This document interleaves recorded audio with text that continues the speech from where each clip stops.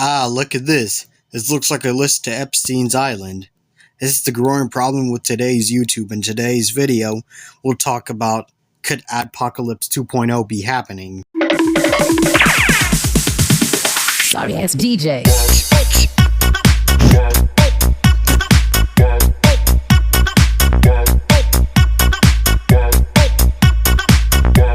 Now, if you don't know what Adpocalypse is, that's fine with me. In order to find out, let's first reverse the clock back to 2017. What was the biggest trends in 2017? Dabbing? Bottle flipping? Take a guess. YouTube in 2017 was pretty relatively normal because you had all those popular creators. But a wave of content arrived in 2015. Take a guess at that content. Yes, of course. The scrummy little gremlin named YouTube Kids.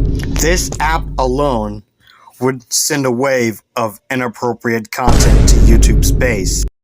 This type of content would predominantly feature characters like Elsa from Frozen and Spider-Man from Marvel Comics, who, at the time, were beloved characters amongst children. This type of content will show a lot of child abuse videos on them, pregnancy videos, basically shipping Elsa with Spider-Man, a bunch of Hulk weird stuff, which I'm not showing you on this video because then YouTube will try to demonetize me thinking I'm one of them. Just about the best I can explain of the whole Adpocalypse situation. That's just what caused it. The outcome of it was ads started being pulled from YouTube, and YouTube decided to terminate practically half of the channels that were on the entire platform so that ads can come back on their videos. Essentially, billions of channels were demonetized, millions of channels were terminated. Another millions of channels also received some IP bans, if I'm not mistaken. A lot of countries lost some of their most popular channels to this. It was a crazy wreck back in 2017. Probably the most infamous cases of the entire YouTube Adpocalypse has to be Super Mario Logan. This channel, at the time, before all those other exposed channels came out, was considered the largest channel to have the biggest fall off at the time, before the whole James Charles situation, which, speaking of YouTubers, leads me into my first case that I'm going to do for this video. Oh my gosh, bro. For case 1, we're going to be going over the Moist Critical and Sneeko rematch. Contrary to Moist Critical, Sneeko is actually the true YouTube clown. This bro's fall off was surprisingly bigger than SML's fall off, which I mean is pretty obvious because SML is not a bigger channel compared to what Sneeko has when it comes to subscribers and followers. Watch my clips! Watch my clips! Yes, I'm talking about that clown. And Critical would actually clap back with this. This is like the grammar police of guns, but he's a fucking imbecile, you absolute buffoon. What you have there is not clip. You get the point. Critical showed some gun safety stuff and what they're actually called. Because they're actually called mags and not clips. And I did a little research, and yes, Critical's right about that. Basically, these two had a rematch, and yeah. I ain't showing the entire video. I recommend you go finding it yourself. Or you can watch all them Sunny V2 clones who basically milked this for views. Essentially, they're both arguing about age of consent, which is probably the dumbest argument you could make. Let's start with Sneeko the Clown's claims. Sneeko's claim is a 15-year-old can marry a 21-year-old. And Moist Critical, being the Chad he is, said, "Hell nah, brother." Then Sneeko added, well, what if both families agree? And both people that are getting married agree. In which I have to give Sneeko some credit for that. At least he actually tries to put the family in consideration first before the two that's happening. And basically Criticals kept saying it's wrong and never explained why. He kept saying it's wrong, basically. And no, this debate will get really crazier until Sneeko then claps back with, well, can a kid just randomly walk into a hospital and get a reassignment surgery, transgender surgery? And Critical was clearly all in for that, saying yes to that 100%, and didn't give much of an explanation. Besides, only if the family agrees, which I have to agree with Critical for saying that.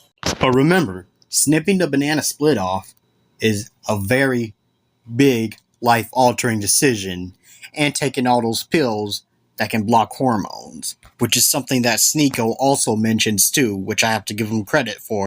Critical will then clap back with talking about how, yes, the whole reassignment surgery stuff is okay, but didn't really go much with the family despite mentioning it. In which Sneeko then claps back with, so basically Critical's fine with reassignment surgery, but not fine with 21-year-olds liking 15-year-olds. And Critical's Biggest mistake, which could have ended his career, was said yes to that, to debunk all of Sneeko's claim. And Sneeko is reasonably outraged by this because reassignment surgery actually injures the body, and the marriages don't. Which Critical is a real idiot, because reassignment surgeries you should wait till you're 18 for, because those surgeries can change your life forever.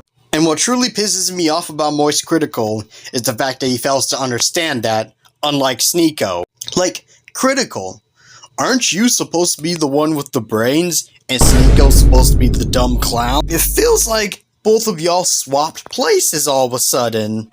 And because of Critical's poor decision making, and bringing up weird stuff that doesn't make sense to the topic that Sneeko was on, I have to take Sneeko's side for this argument. Critical, I have lost a lot of respect in you for that.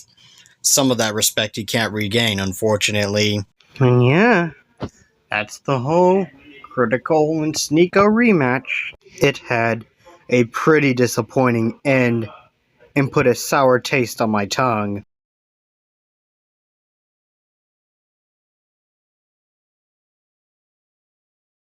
As you can see, I already made a previous video at first debunking everything that Chris Tyson has done. And that shit has aged worse than raw chicken in a refrigerator. Yeah, what if I told you that's now my recent most disliked video? Then you'll truly see how poorly this video aged. This is because more things came out about Chris Tyson that were confirmed. And worst of all, Mr. Beast himself had a small involvement in what Chris Tyson had done. By the way, I forgot to mention at the beginning of the video, as you watch the video, you'll see a reoccurring theme within these YouTubers, and as to why I'm trying to guess if Adpocalypse 2.0 would happen. Anyways, these claims hail from the lands of Discord. Yeah, that app with all those neckbeards and 40-year-old pedos. Alone is where you'll find Queso and EDP's family tree. Okay, I'm getting a little sidetracked. Let me get back on topic. Basically, these new allegations shows that Chris and Mr. Beast, aka Jimmy, was on the same Discord server. And on this server, Chris would message a bunch of 13-year-old boys and girls and call them daddy. And I don't mean daddy as in a dad, a uncle, or a grandpa. I mean daddy in the sexual way. Yeah, pretty problematic, right? But then you guys are wondering why. Just why am I mentioning Mr. Beast in this topic? Remember, only recently did Mr. Beast pass T-Series. And like I said in my most disliked video, because y'all people are rage baits, go ahead and rage all you want to, because Mr. Beast has no involvement in this. Yes, his brand might get hurt, but really, the villain here is Chris, not Mr. Beast.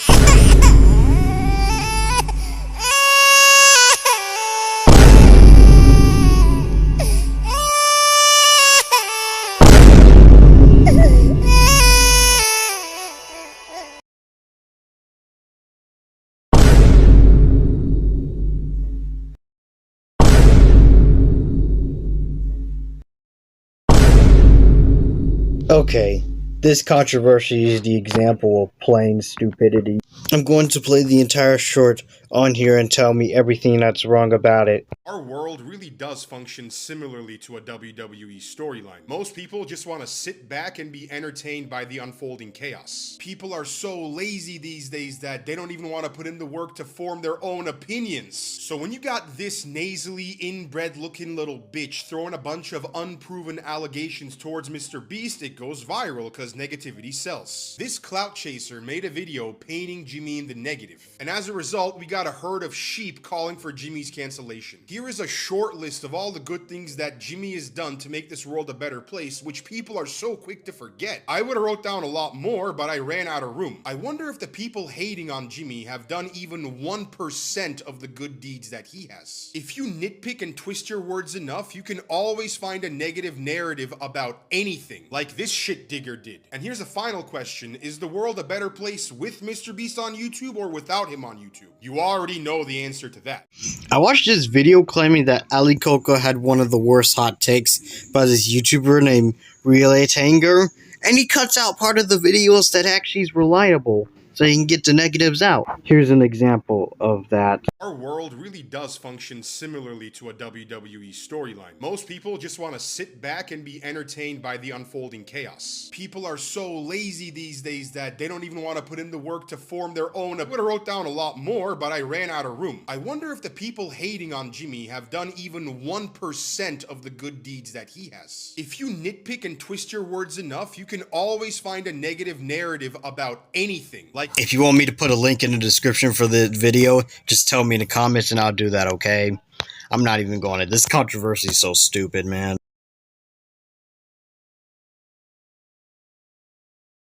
Look here. I know what Chris Tyson has done is pretty horrible. I mean, I'm quick to forgive him for what he done, but I mean, yeah, he deserves to be fired from the Mr. Beast crew. But all these other people, they're just giving their opinions about the situation. That doesn't mean to cancel them for their opinions. What angers me about YouTube overall is these clowns are quick to cancel people without getting all the facts. They don't try to talk to the person themselves or wait for them to respond. They just already have them canceled. I'm glad no one was going to make a video about me. Look, YouTube, I'm not saying to ignore what has been happening. I'm not saying that everyone's innocent. I'm saying that some of these people don't deserve to get charged for what they done. Unless you're Chris Tyson, then yeah, you deserve everything that's coming to you. But yep, that completes it. The Book of Mr. Beast Controversies of 2024. Yes, I know I mentioned the Sneeko and Critical situation because I wanted to make a separate video about that, but I was too lazy to do that. So I decided to incorporate it in this one. Overall, on to the Adpocalypse situation, with Mr. Beast going down, it kind of is already happening because many YouTubers who try to criticize and basically want Mr. Beast arrested and in jail for what Chris Tyson has done is getting demonetized and stuff, so YouTube's got them handled, I guess. And honestly, all these shit turns are doing nothing but adding more money to YouTube's pocket because every time a YouTuber makes money, YouTube also makes some money from that too. Just mentioning. Just overall, this whole situation is kind of scummy. Same for the Penguin Zero and Sneeko situation. Honestly, I had to agree with Sneeko and Ali Coca on this. I know these crap boxes are going to call me a pedo enabler all they want to, but I don't care. I don't care. I'm a small channel anyway, so how's it going to affect me? If you just tell about me, it's just going to get me closer and closer to getting monetized on YouTube. That's all you're going to do to me. The reason why people were controversing Ali Coca because they want him to get to the algorithm. Compared to me, I'm a smaller channel, so they don't want me in the algorithm. There has been many other exposed YouTubers that I didn't mention on here.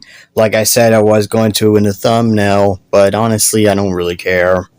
Their situation's already bad. You know who I'm talking about. The Artemic situation. Notes Vidkey and his texting. Dr. Disrespect. James Charles and the underage straight boys. Yeah, overall, stop bullying Chris Tyson. He's already gotten fired, so just leave it at that.